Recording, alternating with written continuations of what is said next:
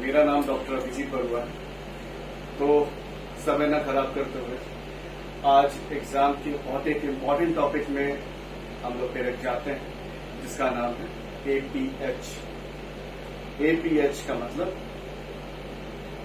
आप लोगों ने अगर क्लासेस ठीक से की होंगी, मैं यहाँ पर पढ़ाने का मतलब मेरा यह है कि आपको इन शॉर्ट कंसाइज वे में जितनी जल्दी हो सके वो ब्रीफ कर दूं, ताकि आप अपने कंसेप्ट को एक बार में समझ लें। इससे ये होगा कि आपको चीज को रटने की जरूरत नहीं, अगर आप समझते हैं तो बेहतर होगा कि आप चीजों को फ्लो चार्ट की तरह लें और उसको एग्जाम में उसी तरह उतारें। आपको मार्क्स भी अच्छे मिलेंगे और आपके टीचर को भी आप जो लिख रहे हैं वो क्लियर होगा। सबसे ज्यादा इम्पोर्टेंट बात ये बताना चाहता हूं कि हम सिर्फ एग्जाम क्वालिफाई करने के लिए नहीं पढ़ रहे हैं, हम लोग एक अच्छा मेडिको बनने के लिए पढ़ाई कर रहे हैं। रटने से कुछ नहीं होता मेरे सारे दोस्तों, इसलिए मैं कह रहा हूं कि चीजों को अगर समझी जाए, अगर 3 इडियट्स मूवी आपने देखी होगी तो चीजों को समझो, रटो नहीं। और मेडिकल साइंस पूरा का पूरा एक्सपीरियंस बेस्ड है। आप कब तक रटेंगे? आपको एक दिन पेशेंट्स के सामने जाना होगा, उनको समझना होगा, तो चीजों को पहले प्रैक्टिकल अप्रोच की तरह ही लें, उसके बाद उसकी थ्योरी में घुसें। लेकिन अगर थ्योरी को पहले रट रहे हैं फिर प्रैक्टिकल कर रहे हैं, ये चीज भी गलत है। तो चीजों को हम समझते हैं। Okay students, let's start with APH. APH APH का मतलब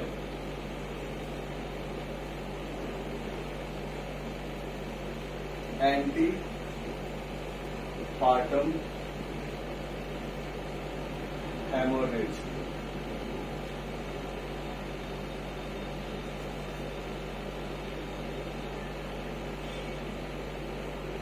एंटी पार्टम हेमोरेज, यहां पे ये बहुत ही एग्जाम का इम्पोर्टेंट टॉपिक है, बहुत ही कॉमन क्वेश्चन भी है, लेकिन इसको थोड़ा सा समझना है और टेक्निकल है। हेमरेज मतलब क्या है? ब्लीडिंग। तो अगर किसी जगह से ब्लीडिंग होती है, क्योंकि ये लेबर का टॉपिक है, तो हमारा जो जेनिटल ट्रैक्ट है फीमेल का,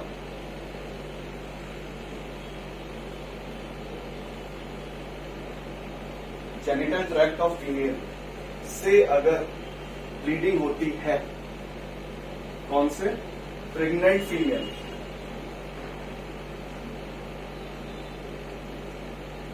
किसी भी प्रेग्नेंट फीमेल की जेनिटल ट्रैक्ट से ब्लीडिंग होती है, उसको हम एंटी पार्टम हेमरेज कहते हैं। पार्टम का मतलब होता है डिलीवरी ऑफ बेबी, यानी चाइल्ड बर्थ अगर होता है तो चाइल्ड बर्थ से पहले, पहले का मतलब एंटी होता है। अगर किसी, तो डेफिनेशन यहीं पे बन रही है आपकी, अगर जेनिटल ट्रैक्ट ऑफ फीमेल यानी प्रेग्नेंट फीमेल की जेनिटल ट्रैक्ट से ब्लीडिंग होती है before child birth, before child birth की भी यहां पर एक सीमा है। सीमा मतलब वीक मेंशन है यहां पे, ये गर्भावस्था कहेंगे ना, जैसे गर्भावस्था, गर्भावस्था के 24th वीक से लेकर बर्थ ऑफ बेबी,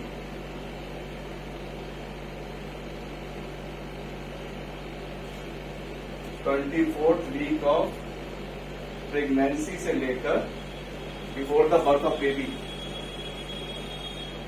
तक जो भी ब्लीडिंग होगी उसको हम एंटीपार्टम हेमोरेज कहेंगे। इसी में ही आपकी डेफिनेशन बन गई। कितना easy. Any bleeding from the genital tract of the pregnant female from 24th week of pregnancy till before the birth of the baby. हो गया क्लियर? इजी है।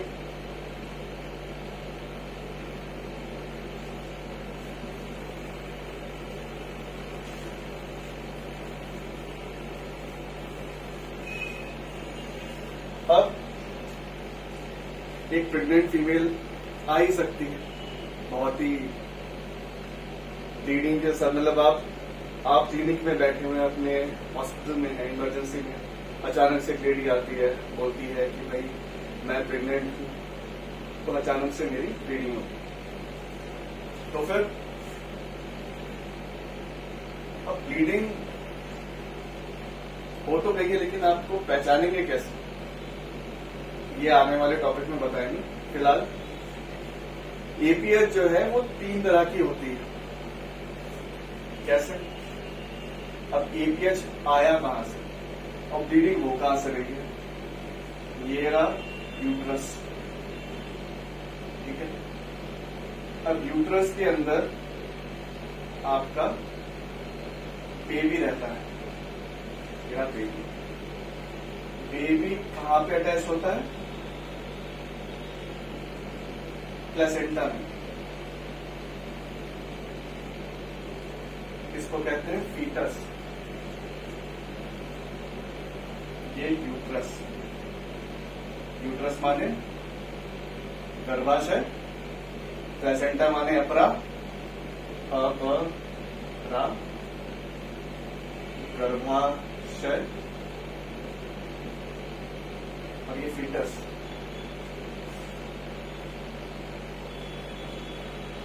इसको कहते हैं खून।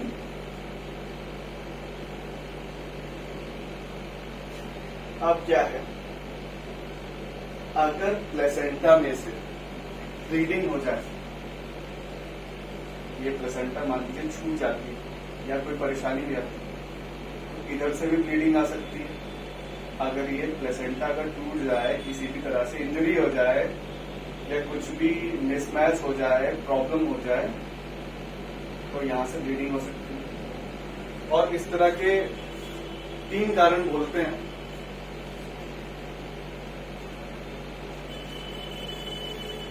एपीएच के 3 कॉजेस।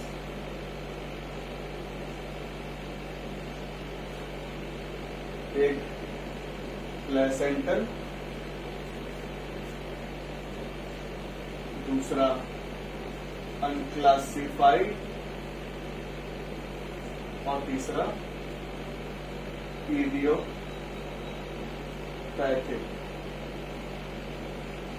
लेकिन फिलहाल अभी जो हमको सबसे मेन पढ़ना है वो प्लेसेंटल पढ़ना है।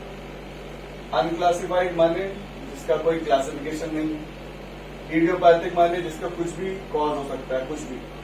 लेकिन 90% केसेस में, 90 to 95% जो केसेस आते हैं एपीएच के, वो प्लेसेंटल होते हैं। अब कैसे करके पता लगाएंगे? अब ये प्लेसेंटल एपीएच आया कहां से? यूट्रस आपने ध्यान से देखा, याद है यूट्रस की एनाटॉमी? यूट्रस की एनाटॉमी आप देखिए।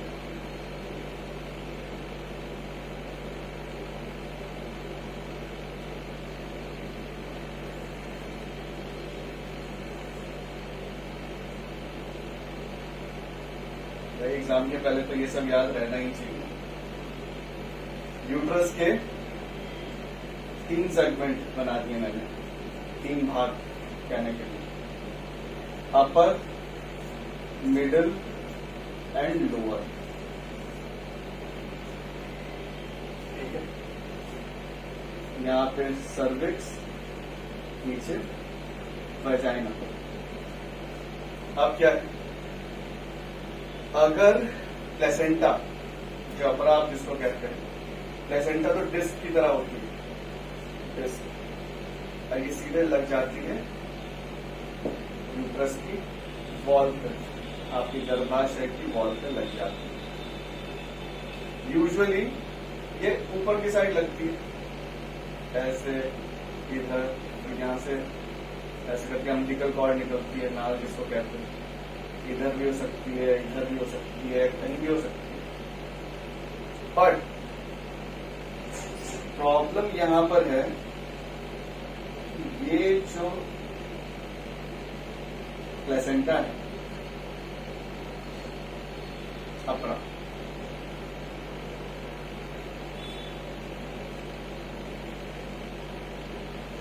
देखिए बच्चा तो नीचे की तरफ आएगा ना, इधर से ऐसे करके यूट्रस से नीचे निकलेगा।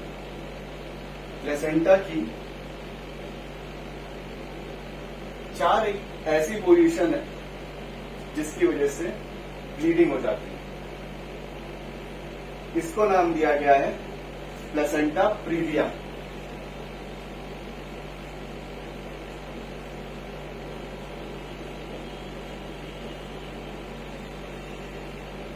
प्लेसेंटा प्रीविया एपीएच की सबसे जो मुख्य कारण है वो प्लेसेंटा प्रीविया है। अब प्लेसेंटा प्रीविया क्या है, थोड़ा टिपिकल नाम है लेकिन याद तो करना पड़ेगा। प्लेसेंटा प्रीविया भी 4 तरह का होता है, 4 टाइप्स। 4 टाइप्स माने 4 पोजीशन ऑफ प्लेसेंटा। तो प्लेसेंटा ऐसी कौन सी 4 पोजीशन है जो कि यूट्रस में जाकर लगता है, गर्भाशय में लगता है, कि जिसकी वजह से ब्लीडिंग हो जाती है। ध्यान से देखो आप,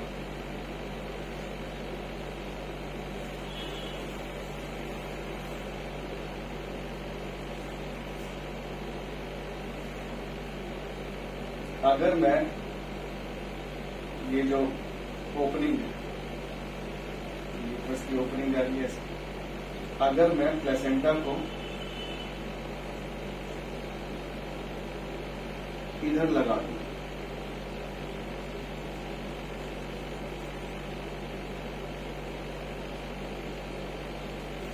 इधर, ये आपका ऑस है सर्विक्स का। एक अपर ऑस होता है, एक लोअर ऑस होता है। खैर ऑस मतलब ओपनिंग, जहां पर से बच्चा निकलेगा। अगर इस ऑस पे जस्ट थोड़ा सा प्लेसेंटा लगा हुआ है तो हो ही सकता है कि प्लेसेंटा यहां से फट जाए या कुछ प्रॉब्लम हो जाए।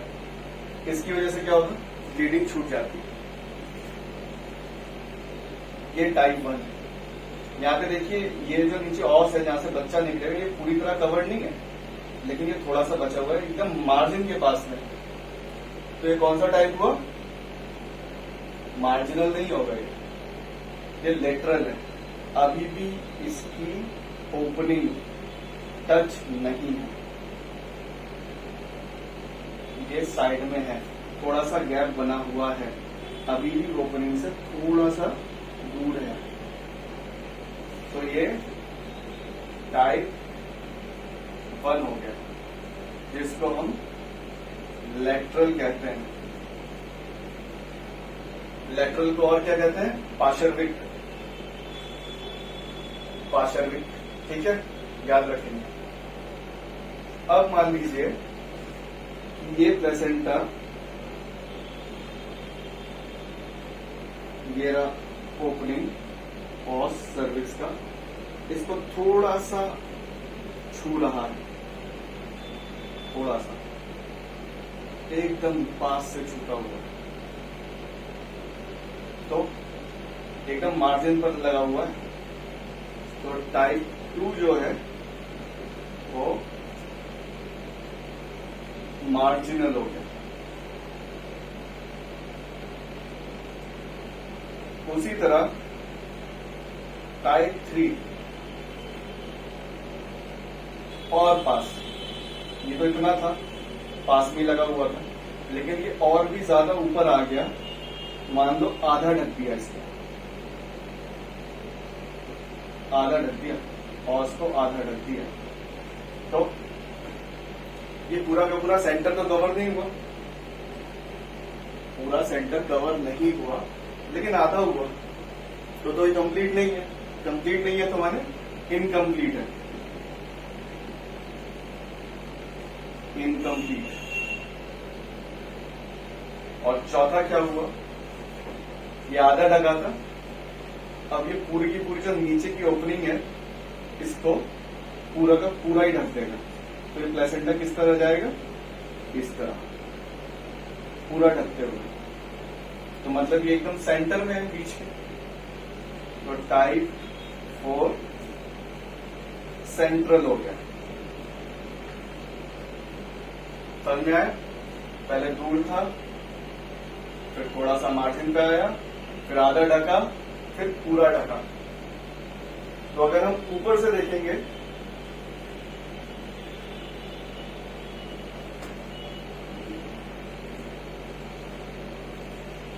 अगर इसका क्रॉस सेक्शन लेता हूं मैं, ऊपर से देखता हूं, यहां पर से देखता हूं सीधे अंदर से, तो ये ऑस जो है, ये ऑस, ये ओपनिंग इसको ऐसे दिखेगी, ओपनिंग देख रहे हैं आप, इस जगह पे थोड़ा सा लगा हुआ था, यहाँ पे मार्जिनल लगा हुआ था, देख रहे हैं आप, यहाँ पे आधा ढक दिया और यहाँ पे पूरा का पूरा ढक दिया, तो माने टाइप 4 में पूरा का पूरा ही कवर अप हो गया। अब आगे बढ़ते हैं, ये हमने कवर कर दिए टाइप्स ऑफ प्लेसेंटा प्रीविया, जो कि एपीएच का सबसे इंपॉर्टेंट कॉज है। ये अपने आप में ही शॉर्ट नोट है, लॉन्ग नोट है, एग्जामिनर्स का इंपॉर्टेंट क्वेश्चन है,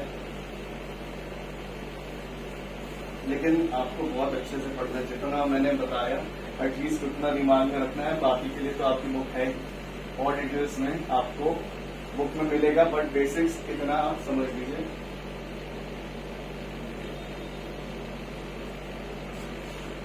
अब बात आ जाती है कि कॉज क्या हो सकते हैं, एंटीपार्टम हेमरेज के कारण क्या हो सकते हैं, क्यों हो जाता है। भाई जो पहली बार प्रेग्नेंट हो रहा है उसको भी हो ही सकता है, क्योंकि ये तो कोइंसिडेंस की बात है, बट ऐसा जो यूजुअली है, अगर आपको रीजन पूछा जाएगा तो आपको पहला रीजन बोलना होगा जो कई बार गर्भ धारण कर चुका, दूसरा जो जिसके कई बार बच्चे हो चुके, तीसरा थोड़ा टेक्निकल है, तो मतलब जो कई बार धारण गर्भ कर चुका माने बहुगर्भा कहते हैं हिंदी में, तो मतलब मल्टी पैरिटी, जिसने कई बार बच्चों को जन्म दे दिया उसका, जिसने कई बार बच्चों को जन्म दे दिया उसको मल्टीपैरिटी कहते हैं, जिसने कई बार गर्भ धारण कर लिए उसको मल्टी ग्रेविडा कहते हैं। समस्या फिर भी मैं कोशिश कर रहा हूं। और तीसरा, मान लीजिए यूट्रस है, अब जेनेटिक डिफेक्ट होते हैं जैसे, तो ऐसे कुछ ना कुछ फिजियोलॉजिकल डिफेक्ट भी रहते हैं। क्या होता है, कभी कभार यूट्रस तो बीच में से खाली होता है, बट कई जगह पर बीच में एक दीवार होती है, मसल की दीवार होती है, तो यूट्रस जो है 2 भागों में बढ़ जाता है। अब ये अगर 2 भागों में बढ़ गया तो क्या बच्चा यहाँ पर स्टेबल रह पाएगा एक जगह पर? नहीं रह पाएगा। तो अगर गर्भाशय में प्रॉब्लम है, ये बर्थ डिफेक्ट है, ये बचपन से ही हो सकता है, बाय बर्थ। यूटेराइन एनोमली, तो अगर कोई यूट्राइन एनोमली है तो भी ये देखने को मिलता है। ठीक है। कई बार अगर सिजेरियन सेक्शन हो गए ऑपरेशन से,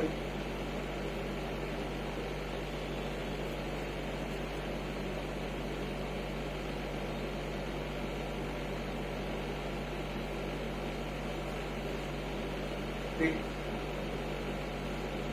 अगर मान लो ये प्लेसेंटा है, प्लेसेंटा की भी एक लेयर होती है जिसको हम डेसिडुआ कहते हैं।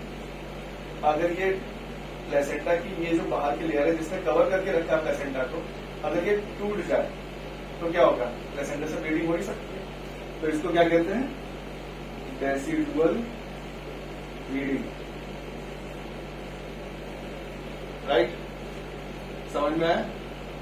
या फिर ऐसा क्या हो, मैंने आपको यूट्रस का उस वक्त स्ट्रक्चर बताया था, ऐसे करके था, ड्राइंग के लिए माफी, लेकिन प्लेसेंटा कितना बड़ा दिखाया था मैंने। लेकिन क्या हो अगर मान लो इतना बड़ा प्लेसेंटा आ गया, तो भी तो कवर कर दे रहा है। इसका मतलब क्या हुआ? अगर एबनॉर्मली लार्ज प्लेसेंटा हो गई, एबनॉर्मली लार्ज प्लेसेंटा, बहुत बड़ी सी अपरा हो गई, तब क्या हो गया? तब भी ऑब्स्ट्रक्शन, ब्लीडिंग। तो आपका एपीएच अगर 300 फीमेल है, जितना डाटा लिया गया, अगर 300 फीमेल है, 300 में से एक डिलीवरी में या एक प्रेग्नेंट वुमन में ये देखा जाता है। ठीक, तो ये हो गए हमारे कॉजेस। इजी है।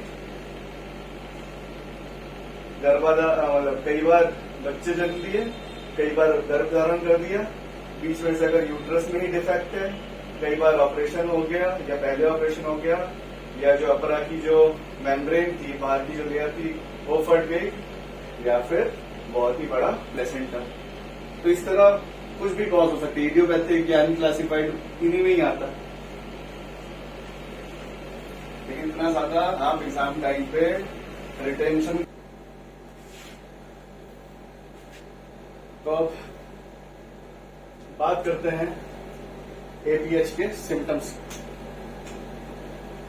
ठीक है, कोई भी पेशेंट आएगा आपके पास, पेशेंट आया, अब सबसे पहले एंटीपार्टम हेमरेज, सबसे पहले पेशेंट आपके पास क्या लेके आ रहा है? जेनिटल ट्रैक्ट से पेशेंट ब्लीडिंग लेकर आ रहा है। राइट, सबसे पहला सिम्टम। तो ये ब्लीडिंग कैसी है? दर्द है? नहीं। तो ये ब्लीडिंग पेनलेस है। दूसरा, इस ब्लीडिंग में लगातार फ्लो है कि रुक रुक के फ्लो है? तो ये रुक रुक के है, इंटरमिटेंट। तीसरा, ब्लीडिंग अचानक से ही हुई है।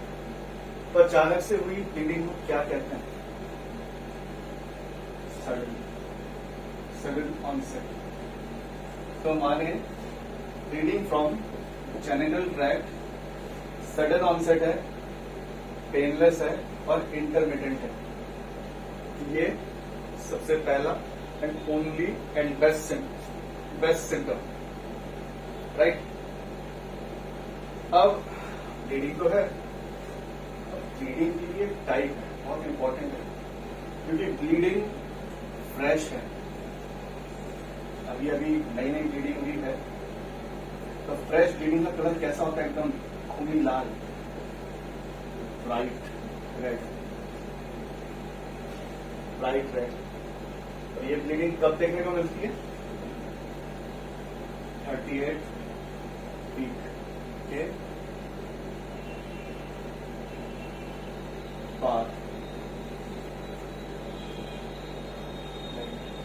बाद नहीं कहेंगे, बाद के बाद की स्टोरी चेंज ही हो जा रही है। 38 वीक के पहले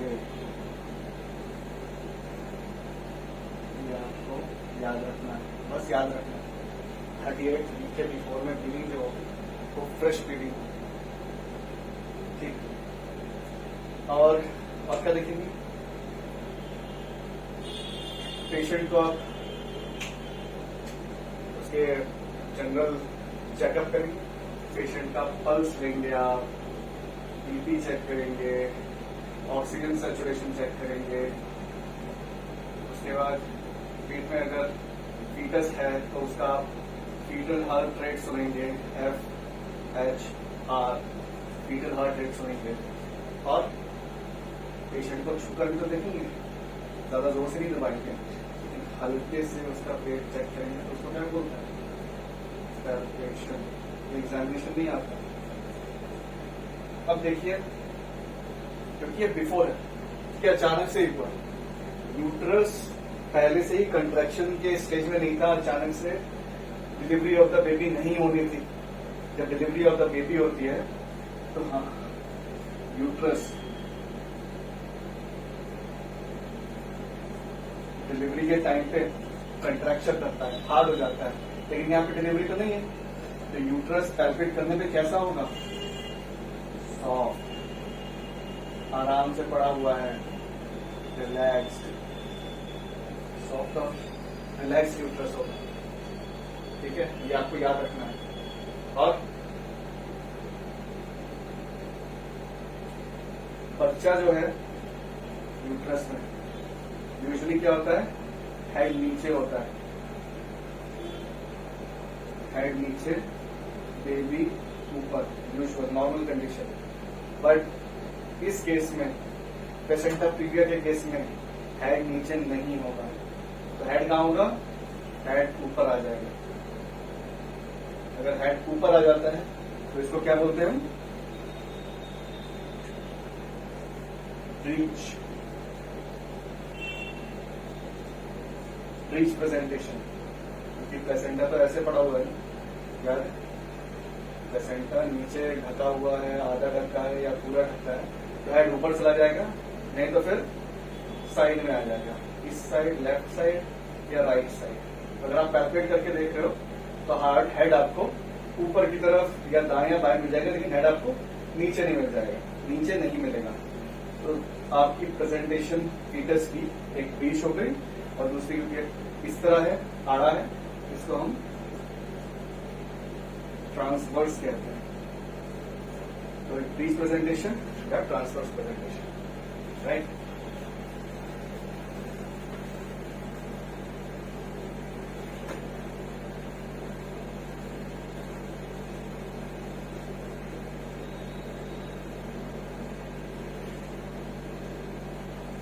अब कैसे करके पता लगेगा, अब नया सब कुछ एडवांस हो गया है, लेकिन सबसे जो कंफर्मेटरी है डायग्नोसिस, कंफर्मेशन, प्लेसेंटा प्रीविया है, APH का रीजन क्या है एक्चुअली स्टोरी। कंफर्मेशन का सबसे बेस्ट तरीका है USG, अल्ट्रासोनोग्राफी। ठीक, ये आपको बोलना है, यही एक कंफर्मेटरी डायग्नोसिस। अब आपके पेशेंट को यूनिवर्सिटी के लिए भेज दिया, लेकिन उससे पहले तो ब्लीडिंग हो ही नहीं। अब आपको क्या करना है, पेशेंट को मैनेज करना है। पास के पड़ोसी अचानक से आए, बोले कि भैया हमारी भाभी को ब्लीडिंग छूट गई है, बहना तुम्हारी मैडम को ब्लीडिंग छूट गई, हमारी मैडम को ब्लीडिंग छूट गई, इस तरह करके पेशेंट्स आएंगे। तो आपका क्या करना पड़ेगा, हमको तुरंत पेशेंट को मैनेजमेंट। अब मैनेजमेंट इस पेशेंट के दो तरीके से, एक है प्राइमरी मैनेजमेंट, जिसको हम कंजर्वेटिव बोलते हैं, और एक एक्टिव मैनेजमेंट होता है। तो कंजर्वेटिव मैनेजमेंट यूजुअली हम फर्स्ट एड की तरह करते हैं, और active management usually hospital based होता है, ये फैसिलिटीज ज्यादा है। लेकिन अगर अचानक से आ गया पेशेंट, तब क्या क्या करेंगे, अर्जेंटली। और ये भी देखना होगा आपको कि कंजर्वेटिव मैनेजमेंट कौन से केस में करोगे। मैंने उसको 38 वीक बोला था, तो यहां पर आप 37 वीक का अगर है केस, तब आप इसको मैनेज करेंगे। दूसरा, अगर ब्लीडिंग हो रही है, हल्की ब्लीडिंग है तो आप मैनेज कर लोगे, लेकिन अगर ज्यादा ब्लीडिंग है तो भाई मुश्किल हो जाएगा आपसे। तो ब्लीडिंग, कितनी ब्लीडिंग? 600 ml blood loss. ठीक, इससे अगर कम हुआ हो या 37 वीक ऑफ फीटस से कम हो, या फिर कंट्रैक्शन, लेबर पेन अगर नहीं आया हो, लेबर पेन नहीं हो, ब्लीडिंग 600 ml से ज्यादा की नहीं हो और 37 वीक से बड़ा नहीं हो फीटस, तभी आप कंजर्वेटिव मैनेजमेंट देंगे। राइट, क्या क्या कैसे करेंगे? आप तो मॉनिटरिंग करेंगे, पल्स देखोगे, मैंने अभी बताया थोड़ी देर पहले, पल्स देखोगे, टेम्परेचर देखोगे, रेस्पिरेटरी रेट देखोगे, फीटल हार्ट साउंड सुनोगे। ठीक, और एक इम्पॉर्टेंट चीज, क्योंकि ब्लड लॉस हुआ है तो क्या चेक करोगे? ब्लड ग्रुप, RH टाइपिंग कराओगे। पता होना चाहिए ना इमरजेंसी में कब ब्लड की जरूरत पड़ जाए, तो ब्लड ग्रुप आपको देखना होगा। ठीक, और पेशेंट को क्या सजेस्ट करोगे? उसके बाद बोलोगे कि भाई आराम कर, बेड रेस्ट बोलोगे 2-3 दिन का। और क्या बोलोगे? आयरन की गोली खाओ, आयरन फॉलिक एसिड की गोली खाओ, और पानी पियो बहुत, प्लेंटी ऑफ वाटर। और अब पेशेंट पॉटी करने बैठता है तो बहुत जोर लगाता है, तो जोर ना लगाए, इसलिए पेशेंट की पॉटी लूज होनी चाहिए, हार्डनेस नहीं होनी चाहिए। तो पेशेंट को हम स्टूल सॉफ्टनर देते हैं, जिनको हम लैक्सेटिव्स कहते हैं। राइट, आप पेशेंट्स को इसको एडवाइस कर सकते हैं। अब बचता है एक्टिव मैनेजमेंट। एक्टिव मैनेजमेंट माने हॉस्पिटल के अंदर मैनेजमेंट। ठीक, जो हमारे हाथ के पर है, इसमें तो तुरंत बच्चे को कंट्रोल करना होगा ना, पेशेंट को कंट्रोल करना होगा, बच्चे का बर्थ कराना होगा। तो यहाँ पे तो हमारी क्या क्या स्टेजेस थी? टाइप्स थे 4, प्लेसेंटा प्रीविया के 4 टाइप्स थे यार, 1, 2, 3, 4। इन केसेस के लिए अगर टाइप 1 है, टाइप 1 थोड़ा सा छू रहा था, इस केस के लिए पहले हम पेशेंट को ऑक्सीटोसिन देते हैं। ऑक्सीटोसिन से क्या होगा? कंट्रैक्चर चालू होंगे, यूट्रस कंट्रैक्ट करेगा। फिर क्या, हम जो पेशेंट की जो फीटस की जो एमनियोटिक मेम्ब्रेन है, मेरा फीटस, इसके बाद एमनियोटिक मेम्ब्रेन है, एमनियोटिक मेम्ब्रेन, इसको रप्चर करेंगे, फाड़ देंगे। तो क्या होगा? बच्चा बाहर आएगा, कंट्रैक्चर चालू होगा, पानी बाहर निकलेगा, एमनियोटिक फ्लूइड बाहर निकलेगा। किससे करेंगे? एक फोर्सेप आती है, फेमस है, याद रखना आपको, Kocher forceps, Kocher forceps. Right, उसके बाद जैसे नॉर्मल डिलीवरीज होती है, अगर आपका पॉसिबल हुआ तो करेंगे, क्योंकि फर्स्ट डिलीवरी उतनी रिस्की नहीं है। बट टाइप 2, 3 एंड 4 में मस्ट है आपको सिजेरियन सेक्शन करना ही है, ऑपरेशन करना ही है। यहाँ पे रेस्ट नहीं किया जा सकता, क्योंकि कुछ भी हो सकता है। ठीक,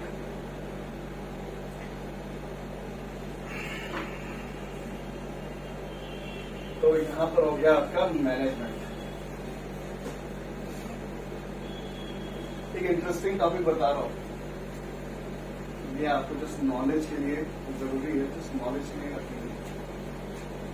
आज 8 मई 2022 है और मैं ये टॉपिक जो है डेडिकेट करता हूँ सभी माओं को, अपनी मम्मी को भी। Happy mother's day.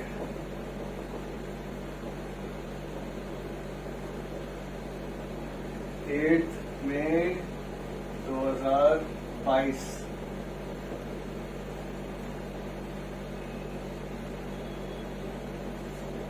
जितनी मम्मियां हैं सभी को मैं कंग्रेचुलेशन देता हूँ। माँ बनना कोई इजी खेल नहीं।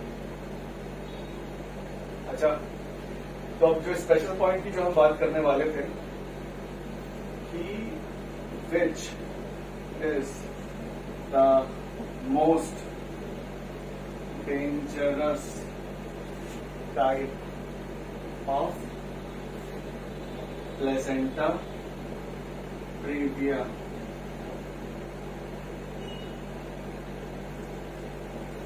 टाइप 1, 2, 3, 4 कौन सा टाइप सबसे ज्यादा डेंजरस है प्लेसेंटा प्रीविया का? आपका आंसर होगा टाइप 2।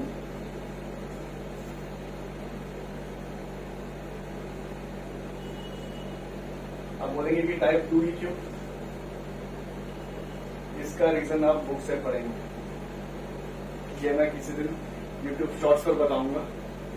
जो जो इसका आंसर दे सकते हैं कमेंट्स में अपने आंसर लिख सकते हैं, उनको मैं किसी दिन जिसने इनका आंसर दिया कि ये क्यों सबसे डेंजरस टाइप है, मैं उन लोगों को स्पेशल क्लास दूंगा, किसी दिन स्पेशली मैं इनवाइट करूंगा। तब तक के लिए इन शॉर्ट यही टॉपिक था। आप मेहनत कीजिए, पढ़िए, मोर और लेस कवर कर दिया है। एग्जाम्स के लिए खुद ही अपने आप से नोट बनाइए, किताबें पढ़िए और all the best for your exam.